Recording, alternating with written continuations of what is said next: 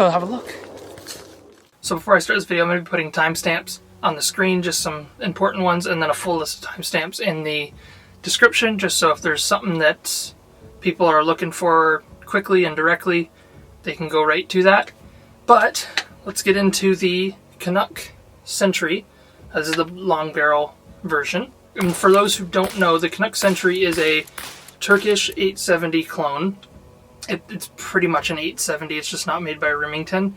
It is a 3-inch chamber, dual rod pump action, very reliable, very, very fun to shoot. We're going to talk a little bit about what I did to this shotgun and why it looks a little bit different than it does in pictures. But it comes in a few different variants. I just want to point out this particular variant comes with a 24-inch barrel, 8 rounds in the mag, with 1 in the chamber, so 8 plus 1. It weighs 7.2 pounds, which isn't terrible for a shotgun. It feels a lot lighter than it actually is, just because all that weight is kind of distributed throughout the length of the gun pretty well. This particular model comes in black, OD green, and burnt bronze, I think they call it. I wanted the burnt bronze, but they didn't have them when I picked this up, which is unfortunate, but I'm going to paint this thing anyways. That's why I want to get this video out, because I wanted to show some of the wear and tear on the shotgun before I painted it, because this has over 3,000 rounds through it, which for an average owner is kind of a lot. For more enthusiast people, it's really not that much. It also comes in a version called the Canuck Commander, which is I think it's a 14-inch barrel, much shorter, but it's the same receiver, same stock, all that. But it's a shorter barrel and a little bit of a shorter pump. Super nice looking shotgun, but I wanted the extra capacity of the long tube, as the Canuck Commander is a 4+1, and I already have a 4+1, so I have a 5+1, so I didn't need another short barrel shotgun. Regarding the magazine tube size, mine did come unplugged. I don't hunt, so I don't need a plug, but if you are a hunter, you're going to want to ask them if the one that they're selling has a plug that comes with it, to plug it to 2 rounds or 3 or whatever it is for hunting. Now, very quickly, it doesn't come with this stock. This is a stock from a WK-180. Sounds crazy that I would throw over a non-recoil stock onto this thing, but I just like the look of the stock better on the WK-180, because I couldn't get the Magpul edition when I was getting the 180, so this kind of replicates the Magpul edition in a way. But the stock that does come on the Canuck, as this is it right here, amazing recoil pad. I love this thing. Super comfortable to shoot, no problem for 12 gauge. Honestly, a really good stock. And the back end of the barrel here probably does look a little bit skinnier than it does if you look this up on Google. That is because it comes with a heat shield. It's a pretty nice heat shield. Nothing wrong with it. I just took it off because it's a little bit too bulky for my liking. It's almost looking like a Halo shotgun or something at that point. It does work great because the barrel does get pretty hot. Somewhere around there. Oh, it's hot. Yeah, you're right. If you're C-clamping this thing, you're going to want that heat shield. Again, I just took it off because I like the skinnier profile, because it's already a super bulky shotgun, and I'm going to get into that. It also doesn't come with this quad rail here. You can just pick these up on Amazon. I just picked it up because I take this thing on night walks, and I wanted a way to mount a flashlight that was pretty easy. And a little sling mount. Now, you can put a sling up here. I don't really like that way of mounting slings. This thing kind of was sliding around a little bit until I put a tiny little bit of glue on there, which sounds a little bit sketchy, but I can still break the shotgun down, clean it. I've barely cleaned this thing. This thing just runs and chews through anything. And a little bit about what comes in the box. You get this nice little case. It's a little choke case.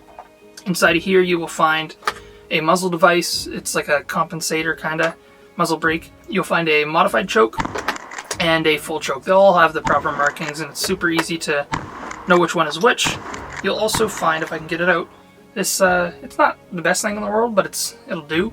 It's a little choke key. Works pretty good. Right now I have the cylinder bore in the shotgun, and that's mainly just because I was running buckshot and slugs, and we're going to get into ammo after, but yeah, don't be running slugs through a modified or full choke. This thing came from the factory bone dry, no lubricant at all. You're going to want to throw some lube on the rods there, maybe a little bit down in the receiver for the bolt. As soon as you do that, beautiful, beautiful pump. Very smooth, again, very reliable. I've never had this thing jam.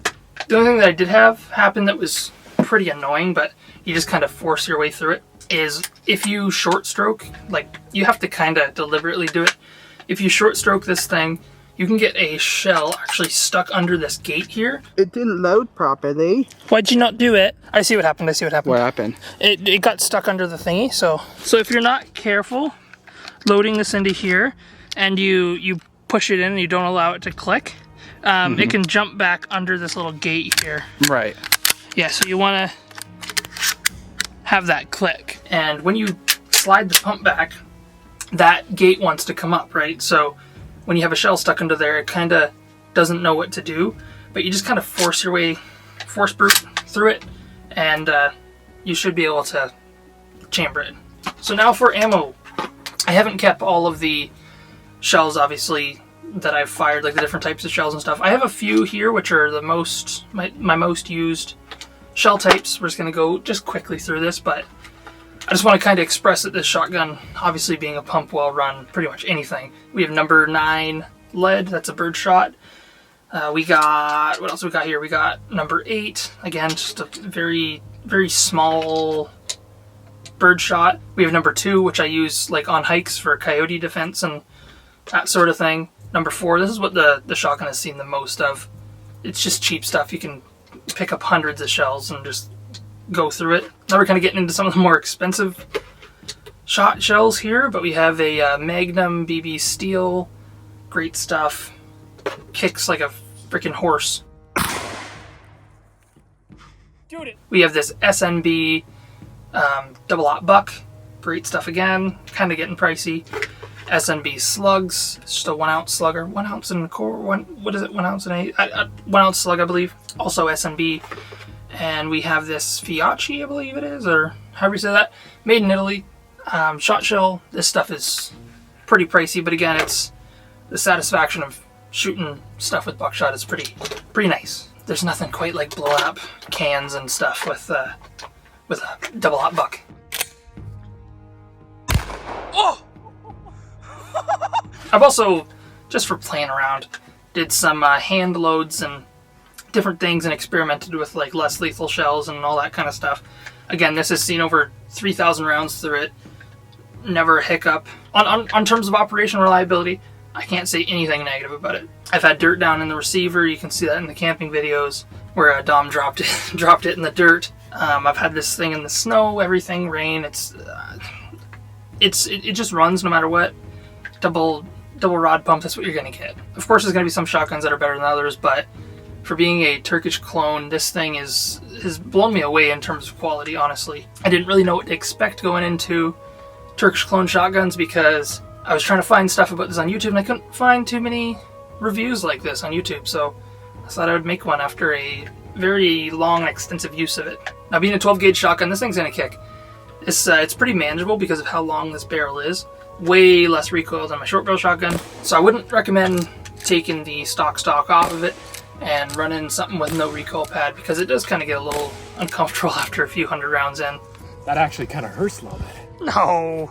But yeah, it's very manageable. It doesn't kick that bad for a shotgun, really. I've also had some time on one of my buddy's 870s, his Remington 870, so it's kind of going to be interesting to talk about the comparison between the two. He had like a traditional wooden 870, but I already have a traditional shotgun, and I wanted something a little bit more tactical and ergonomic. But speaking of recoil, this muzzle device, I don't really know what I would say about it, honestly. I haven't used it too much. I think it helps a little bit with recoil. You have ports on all sides though, so it doesn't help too much with like a certain direction of recoil. I think it's just kind of more backwards recoil. Now what I mean by that is with some guns, obviously, you have a lot of upwards recoil, muzzle climb. You can get some sideways recoil, or you can get like back right into your shoulder. And I think what the muzzle device does, at least in my use with it, what I kind of noticed, is it stops the muzzle climb a little bit, which isn't too big of a deal because it's a pump. You have to rack the pump anyways, but it just sends a little bit more of that back into your shoulder, which is nicer for keeping your sight on target. I don't really like how it adds a little bit to the barrel there.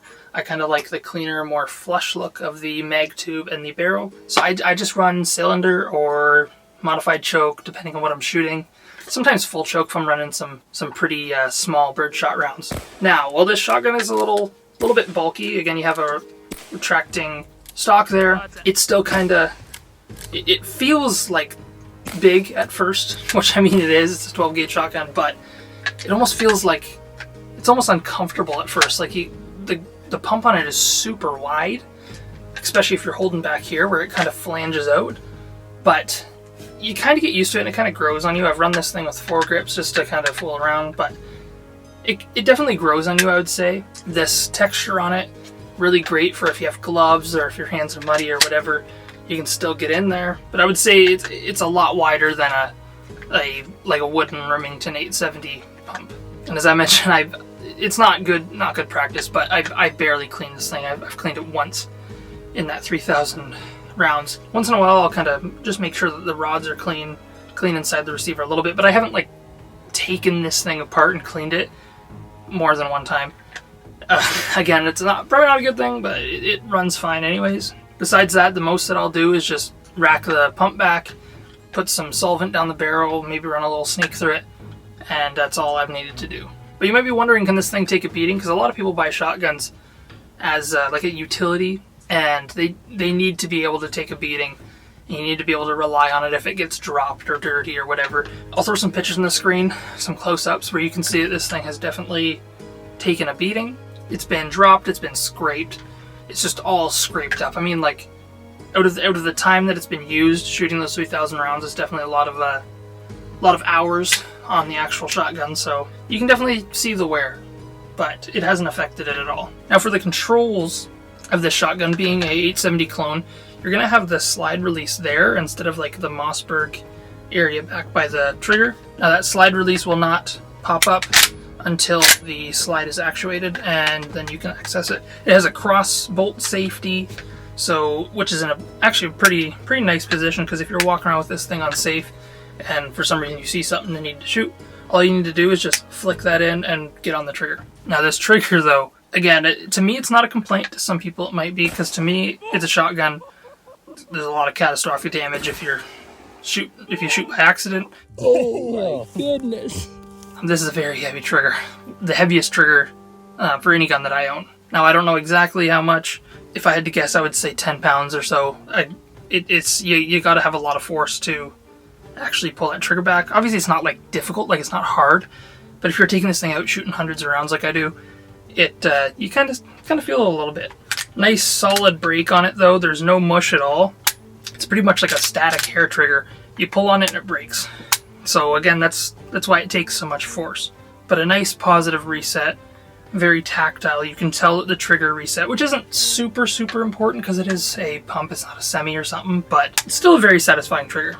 And it comes from the factory with this rail on here. This rail is actually on a dovetail, so if you do have any like dovetail scopes that you want to use for hunting or whatever, you can still do that. You just take off this rail. This rail has the rear sight included in it. The sight, at least the front sight, at first I didn't like too much, but it kind of really grew on me. I just wish that it had some sort of fins on it or a hood or something, because I worry sometimes about that getting hit. Again, it hasn't been a problem because this is the same material as the barrel, as in the actual like little fiber thing that's in there. The rear sight is adjustable, I think just left and right, not up and down that I know of. Front sight is not, so you have some windage adjustment, and that's about it. And I'm running this with a SIG Romeo 5 with the pass-through, so I can still, you probably won't be able to see this, I can still see my iron sights under the red dot if I need to. There's no problem there. Again, I would recommend running a mount like that if you're going to be running a red dot on this. Running a mount where you can still see the irons underneath it is super nice, and it's kind of a good thing to be used to, because if your sight ever dies or breaks or whatever, you don't have time to take it off, you can still, it's not going to ruin a day at the range. With such a long barrel, do you get an accurate shotgun? And in my opinion, yeah. I'm not the biggest shotgun dude around, but I've run slugs in this at a distance, it's been fine. I've run, like I said, choked up birdshot, pretty consistent, buckshot, pretty consistent.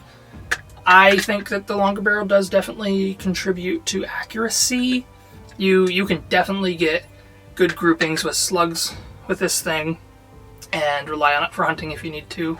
And you can get real tight groupings with birdshot if you have that full choke on there. But yeah, if you're getting this thing for hunting, you should have no problem with accuracy if you're using slugs for moose, deer, whatever.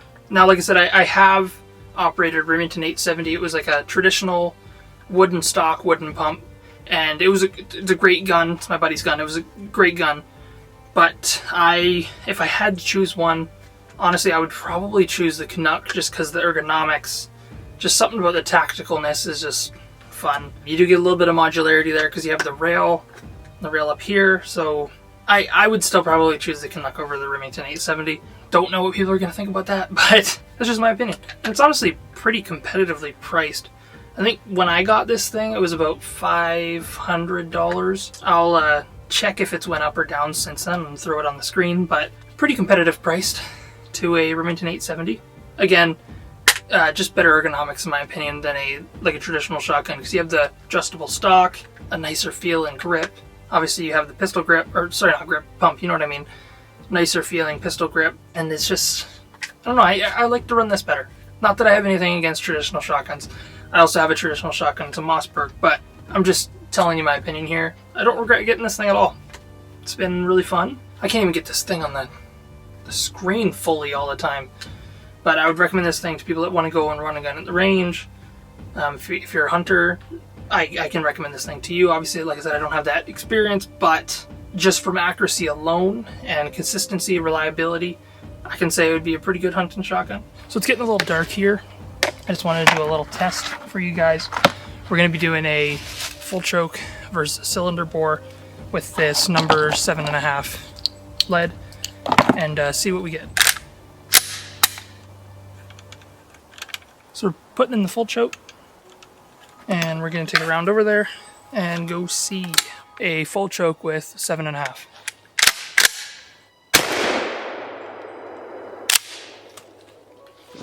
Now we're going to see what we get out of a cylinder bore.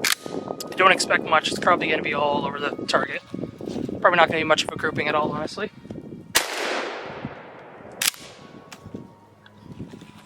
Let's go have a look. So yeah, you can obviously see there's a much more aggressive grouping on the full choke, and the cylinder bore is just kind of all over the page.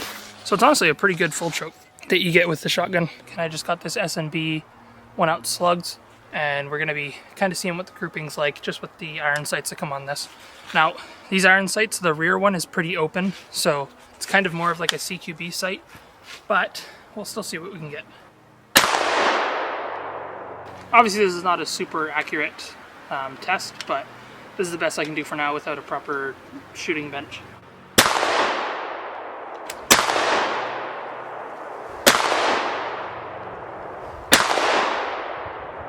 Alright, let's go check it out. So we are back. This may look like bad results, but again, I was just using those iron sights on there. I was shooting a little bit high. I was aiming for the orange dot there, kind of trying to. I couldn't really even see it that far, but we did get one out of this circle here, although we're not looking at how close to the actual center. We're looking at more of the grouping, because that's kind of what matters most in terms of consistency. But if you're wanting to hunt with this thing, I don't see why you wouldn't be able to. That's pretty good for a shotgun at that distance, at least. I don't know what the maximum distance is that you would engage a deer or a moose at, but I would say around 40 meters is pretty acceptable in terms of kind of getting far out there. So like I said, we're looking more at grouping and not so much as how close it is to the target, because you could just get used to that and aim a tiny bit lower. And again, this might just be a hotter load, which could explain why it's shooting a little higher. But yeah, so not too bad. It's great if you're someone like me that hikes around a lot. You have a big mag capacity. Again, I don't get in encounters too much or anything, but coyotes are a big problem here. They're pretty aggressive where I live, and it's good to have some form of protection when you're out and about. Again, I'm not really a shotgun dude. I have a few shotguns, but I still wanted to get it out because I didn't really see much content for this thing on YouTube, and I want to kind of help people out that are hoping to pick one up or thinking about picking one up, want to learn a little bit about it. I hope this helped in some sort of way. But yeah, so that's the Canuck 870, well, the Canuck Sentry. I hope you guys enjoyed. Yeah, thank you for watching. Oh, That's hitting hard. that is hitting hard. But it smells good. Oh, Oof. she's a little red. Oh, look, you can see where the wad hit. So there's the bullet, and then behind, well, there's the load, and then behind the load there's like a wad. Yeah. And so the bullet goes and the wad kind of flies off. Look, just the wad hitting alone put a little decent imprint. The amount of shells everywhere is crazy. Woohoo! God damn. It's a little harder. So yeah, this is just this S&B stuff. It's pretty close to 9 millimeters at once, so you're chilling. Ding, ding, ding, ding, ding, ding, ding. Front sight in this circle back here. Yep. Not quite. There you go, you smoked it. The flinch. That's not bad, that's not bad. So what do you think of the shotgun? I mean, it's pretty fun. It's powerful, but it's not overwhelmingly powerful. That was on there at one point. Do you see it right there? I see it. I think it got hit a little hard. You think? Did you hit it? Yeah. Woo! Let's go look. Oh, nice.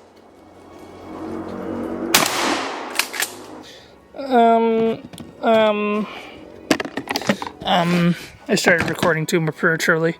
Wait, what? Too prematurely? What?